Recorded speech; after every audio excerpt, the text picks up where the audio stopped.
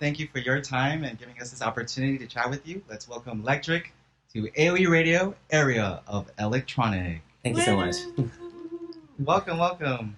And, can you tell us, where you're from and what it's like growing up there? I'm from Belgium. I grew up in a small village called Polada, which barely exists. And then went to school there, city just nearby, a city called Ninove, and it was just like countryside life, like growing up around cows and cattle, and it's completely different than what my life has become in the last 10 years. It was nice. It was peaceful, at least, very safe environment. I had the luck of growing up around a loving family and having parents that, were devoted and stuck together, which is, I've come to realize is very rare these days. And I'm really appreciative of that. And that has equipped me with, the patience and balance that a lot of people miss going through a hectic life, especially like a music artist life, which is, a lot of pressure from all directions, and being able to handle that and have the discipline to stay on schedule and stay motivated. It can be hard. So if you didn't grow up like that, you might have a hard time balancing those things. So really appreciative of that. I was lucky enough to find electronic music around 15 years old. There was local, really small parties, minimal techno parties where DJs used to come play vinyls. And I was like, whoa, what is this? Yeah. And then that led me to start buying vinyls myself. I used to take the train to the nearby city of Aalst and go to the record store there, and kept going there and just put all my money that I made at the time. I was 15 years old. I barely had any money, but anything that I had went into records, and I discovered Deadmau5 and Crookers and Wolfgang Gartner and so many people, prolific artists that are still a very big part of my inspiration. And I was just very lucky to discover that at the time, and then that slowly evolved into me DJing on CDJs, and then starting to make music myself in FL Studio at the time, and just stuck with it. And then when I was 20, got the opportunity to move to Montreal with my parents. Because I noticed that I could study something that was more in line with what I wanted to do. At the time, I was studying in Brussels. I was studying audiovisual techniques for film and TV, which fun, but not creative. It was you're here to facilitate other people's work, right? Gotcha. Exactly. And so I lacked that creative drive or that exposure to, spending time being creative.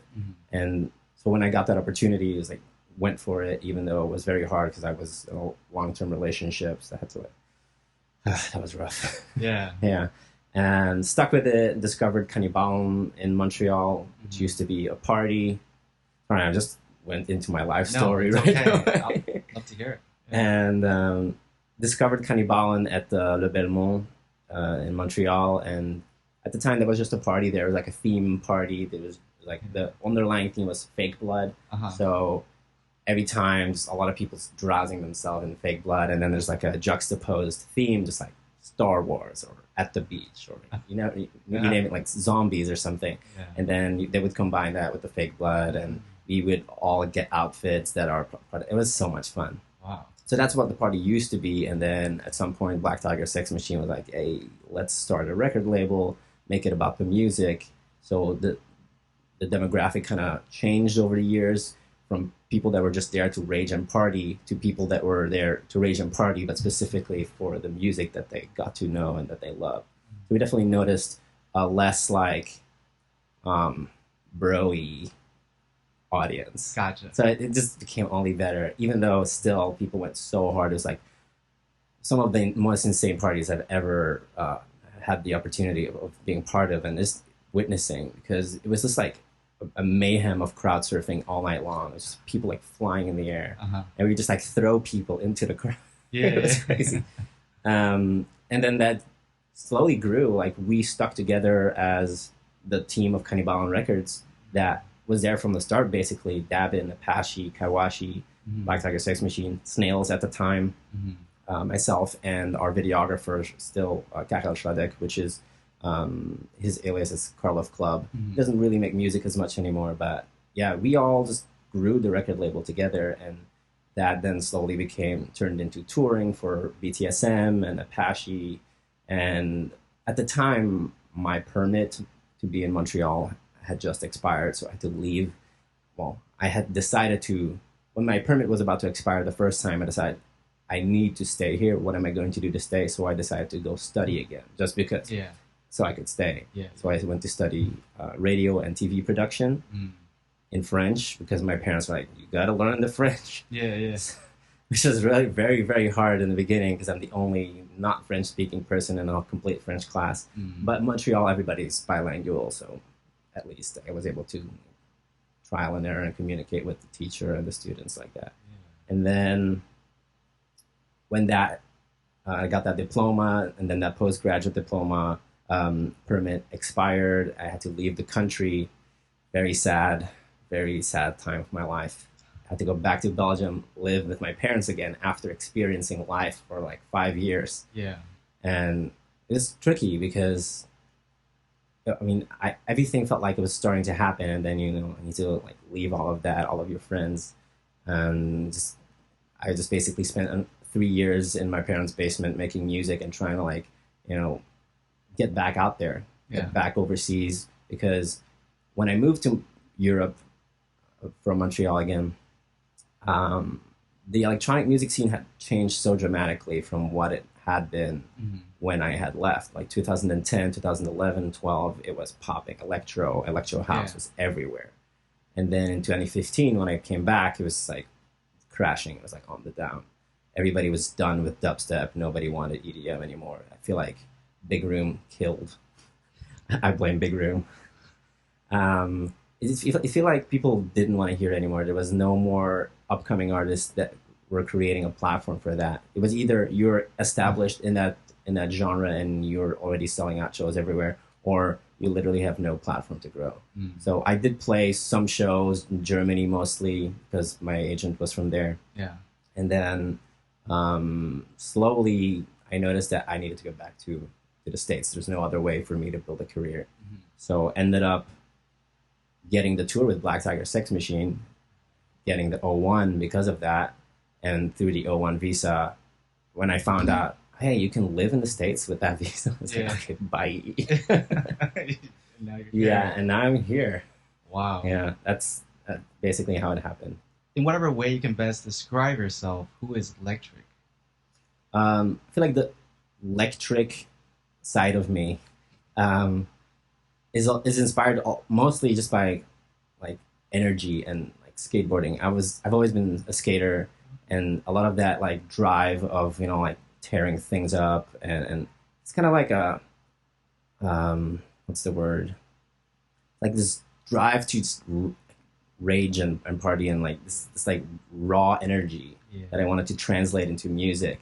You know, I had been skating since I've been 10, and it's like such a big part of me that I needed an outlet for that creatively as well. I mean, skateboarding is creative, but you know, you can turn that into music as well. So that's kind of how it all started. That's like the outlet for that. But in the last 2 years, I felt that shift. It's like not as much what inspires me anymore. I've been working towards a different direction, something that's a little bit more emotional and meaningful to me personally right now. But I haven't put anything out yet. Okay. Looking forward to it. You know, you said it's very transformative over the last 2 years. Yeah. What's something new you've learned about yourself? I've learned to be much more self-aware and just aware of like what's going on inside me and like what drives me. And I mean, it's kind of my wife, Yvonne, that has showed me things about myself that I didn't understand at first. Like things, she has had a long journey of self-reflection, and she has complex PTSD from her upbringing. And these things have shown me it's like bouncing that off of her and seeing how she has dealt with that has shown me parts of myself that I wasn't aware of, and just it has helped me get better control of my like subconsciousness and like understand myself better, and that has also helped me understand what I actually really want to do and what I care about the most. It's like be more decisive about my life in general. Which way you want to go, like from this point on. Exactly. Yeah, I'm less reactive and just like doing random things that are just like, you know, impulsive. Yeah. Things like, oh, I want to do that, I like that, but why? When it comes to making music, what's your creative process like? Do you have like a certain thing you do to get yourself in the zone, or any studio rituals or anything like that? It really varies, and especially these days where I don't have a separate area in the house to produce. Like I'm in like the corner of our living room, which is less than ideal for me because I have crazy ADHD. So any sounds and people that are around me, it'll like kind of get me out of the zone. But I've been producing mostly in headphones these days. So whenever I need to be creative, I need to be inspired, what I'll do is usually I'll like meditate for like half an hour, just like center myself, and that'll really help me block out any like distractions, definitely. And of course, sativa helps, definitely. Nice. Yeah, when necessary, obviously, not all the time. Yeah, I agree. And you know, here at AOE, we did do a little digging, and I don't know if this is true or not, but is it true at one point you were DJ Feeling? Feeling, yeah. For about the first year of my creative, if you can call it a career. Yeah. I just thought that was really interesting. Yeah, I that was my first ever show that I played under that, and that was also the last, I think. Yeah, very last time. Nice. It's just some bar in Belgium, only vinyl set at the time, and it was, I mean, it taught me like a lot, because you know, that first ever DJ set, you're wondering like what, I have no idea what it's like at that point. It's like, yeah, I'm just going to play these records, and you have no idea like crowd interaction. It was a completely different time at the time as well. Were there any like moments that stood out to you that really like changed your life in your career, or what were some struggles that you can share with, you know, people that are listening, so they can maybe be like, it's important to realize that there's going to be days where you feel like you're not making progress and everything is going slow, and these days are not singular, they're coming back. And remember how you felt the last time and how you overcame it. So I definitely had a lot of those days when I saw all of my friends touring in the States while I was stuck in Belgium. And it was on one side really depressing, on the other was very motivating, because it made me really want to get out there. I would literally just get up, skate, make music, go to bed, and I would produce mostly all night so that my parents weren't around. Yeah. And I did that for 3 full years. I barely had a life there because there's nothing around it, which is helpful, I guess, to a point, because no distractions. Uh-huh. But yeah, definitely like I felt like a roadblock just being back there. And other than that, some very memorable moments where I think our first label showcase in Montreal at Igloo Fest, which is crazy. It's like a festival outside when it's minus 30 Celsius. People are like freezing, and there's like raging in the cold. That was a very memorable moment for me, because also that was like one of the first times that my parents came to a show. Obviously the first tour in the States, that felt like unreal. I just like one of the happiest moments of my life. I remember my first ever set. I believe it was in Washington State. I can't remember the name of the city, but people are just chanting, "First U.S., first U.S." And that was beautiful. And then moving here also was very memorable, and kind of will always stick with me. Is arriving in this city was like barely knowing anybody, and then everything. Honestly, the first day that I arrived in Los Angeles was very unreal, because I only knew my friend Savannah, who goes by Hades. Mm-hmm. And I remember skating downtown, and I called her because I wanted to hang out and like do something, and she when we met up, he was like, "Yeah, let's go for dinner. I'm gonna see what Valentin Virtual Riot is up to because he lives in the arts district. So get in touch with him."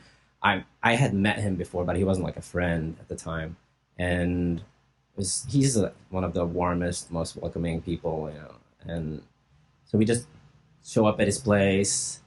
We decided to go grab some dinner, and then at the restaurant there's like Skrillex right there. I'm like, "Hello." Yeah.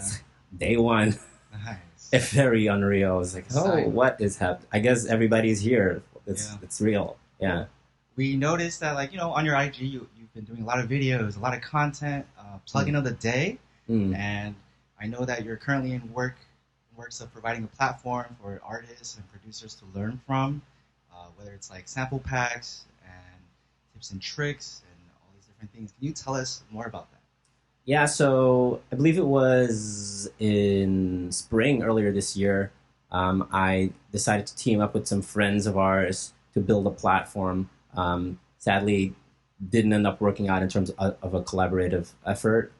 They had some demands that I felt were unreasonable, but we're still like left on good terms. We're good friends. And they really showed me, you know, how they had already built a platform for educational purposes, and they are selling sample packs and plugins like Ableton racks and things like that. And to me, that seemed like, oh, of course, it's so obvious. Like, of course, I need to be doing this. This is like just another way that I can help people and not have to be there constantly, like one-on-one. Because I enjoy teaching people one-on-one, but it does take a lot of time, and you can only occupy yourself with one single person at a time. So that's kind of limiting. So when I saw that they had built a platform and people can, you know, all go, yeah, you can help so many people at the same time. It's so much more helpful, right? Yeah. So we've been working on, well, my wife has been building the website for the last few weeks, and it's almost ready. We should get it available soon. And I'm really excited to start, you know, being able to give away and sell sample packs and FL racks, because I'm mostly focusing on FL Studio. So yeah, really keen about that. Awesome. Yeah, so producers, artists listening right now, make sure you guys keep your eye out, because Lektrique will be coming out. There's also going to be like in-depth master classes on there, like fully from literally you've never made a song, this is the things that you'll need, potentially, or these are the options. It gives you an idea of like price range and what you need to get, but then also in-depth mixing, mastering. It's going to be all on there. If anybody's interested in scheduling one-on-ones with me, I gladly help you. Doesn't matter if you're starting out, if you've never even had a DAW before, you don't know how, you have no knowledge whatsoever, or you've been doing it for 10 years and you just struggle with like little things. I would love to help you, so just reach out. You can do that on my Instagram DMs or professorlectric@gmail.com. Yeah, and just right off the top of your head then, very quickly, without thinking too much, what is top 3 plugins that you can't live without? Pro Q3, Soothe 2, clearly, it's like cheating. Yeah. And, okay, my last one, that's tricky. I'm gonna do Harmer, because FL Studio, baby. Nice. Yeah. Shout out to the FL people that are listening. Shout out to your brother. I think you mentioned that he was the one that gave you FL Studio like 3.0 or something. Yeah, FL3 in 2005. Yeah. Wow. Amazing. It's been completely changed. Yeah. It's like nothing I like anymore. Awesome. Yeah, and we understand, you know, Kannibalen has been a very influential part in your life, and you've been running, you know, whether it's the radio show, which congrats on 200 episodes, by the way. It was an incredible 10-year recap. Watch that. And A&Ring and all this stuff. And not many artists get to do, like, the different roles, I guess, in the music industry. You know, you do artists and more on the label side. So with your experience as Lektrique and, you know, Kannibalen, do you have any advice for someone who wants to become an artist and stand out as an artist? Yeah, I'd say find your sound. Like, try not to sound like, you know, all the other people that you look up to and that you play out. I see too many people getting lost in, you know, comparing their music and trying to sound like things that already exist. Like, the most underrated and undervalued aspect of being a producer is creative journey. And like, experimentation. Mm-hmm. Too many people are just not spending the time experimenting and finding out what they want to listen to or what they want to like create that is like who they are. So we end up listening to the same songs over and over and over as a result of that. And that's also kind of why in these last 2 years I've been taking the time to figure out what my sound, how I want to sound in the future, at least, like what I can offer that isn't already available. Yeah. Yeah. Whether it's like a fresh take or like a new fusion of something that already kind of exists. Don't be afraid to record yourself making stupid noises. Like, I think ego is like the main holdback, like the main block in people's creativity. Like they're afraid that, oh, I'm not a singer, I can't do these things. But you'd be surprised. Yeah. Technology is crazy these days. Yeah. Would you say that's like a key thing you look for as like an A&R, I guess? Yeah, definitely unique sound, brand, like having their own like story and something that defines who they are as an artist. But also, of course, quality of production. Obviously, you need to put in the time to learn these tools. Although that is not a deal breaker, you can always, if you have a really like sound that stands out, you can always get it mixed and mastered by somebody else. But somebody else can't create your music. I mean, yeah. I suppose they can, but it's a whole different topic. Like that. What can we expect from you in the near future? I know you have a lot cooking and you have a lot of music. So yeah, something completely different. More of the same and something completely different. Okay. Yeah. I'm working on an EP to follow up. I have the collab with Virtual Riot coming out early September. I suppose at the time of this interview, that's already available. Neon Angel. Yeah, go play it. And a follow-up EP with Kannibalen. That's in the works right now. And then more music with Virtual Riot, hopefully soon. Nice. Red Rocks. Oh, yeah. We're going to be there. Yeah? Yeah. Yes. Yeah. So Red Rocks, October 17. Playing back-to-back with Hades. Nice. That still hasn't really sunk in yet. I'm just like, I guess that's happening, but maybe not. It's like, I'm not sure if it's a dream. I'm really excited for that. We're going to be making a DJ set unlike anything we've ever done before. Yeah. That's amazing. We're going to transition now into some fun, quick questions to just really get to know you outside of music as well. We're a platform inspired by video games, technology, and culture. So do you have any favorite TV shows, movies, anime, or video games? Definitely have some anime that has been extremely inspiring. Also movies. Like a lot of my inspiration and like my identity comes from the movies that I've been watching in the last, my entire life, really. Some things like, The Matrix, things like Blade Runner, yes. What's that anime? Psychopaths. Oh. Yeah, yes. Psychopaths is shout outs to Hades for showing me that. That was really incredible. That's been inspiring me a lot in the last few years as well. Not necessarily like that specific anime, but like the entire direction and like the topic at hand. Really, it's a pretty distressing future that's being thrown our way, and we see things changing rapidly. These last 2 years have been kind of a wake-up call for a lot of the world, saying like, hey, we're not equipped or ready to deal with everything that's going on right now. You see how we're kind of failing at handling the global pandemic. If this was a more fucked up virus, the world would be in chaos right now. We're getting really lucky, and there's some challenges that are coming soon that we all need to be talking about. We all need to have a conversation about the upcoming problems that are already happening and people are unaware of, or at least most people. So that's what has been driving my creativity lately. Very nice. Yeah. And here's a little sci-fi one for you. Not being able to come back after going, so it's a one-way trip. Would you rather time travel forwards or backwards? Oh, I mean, from my perspective, I'm really privileged. So like going backwards is not too scary for me. Luckily, I mean, again, so privileged. But going forward also really piques my curiosity. I know what already happened, more or less. Probably go forward just because, yeah, I want to see what's going to happen. Me too. I'm Curiosity. I'm going forward.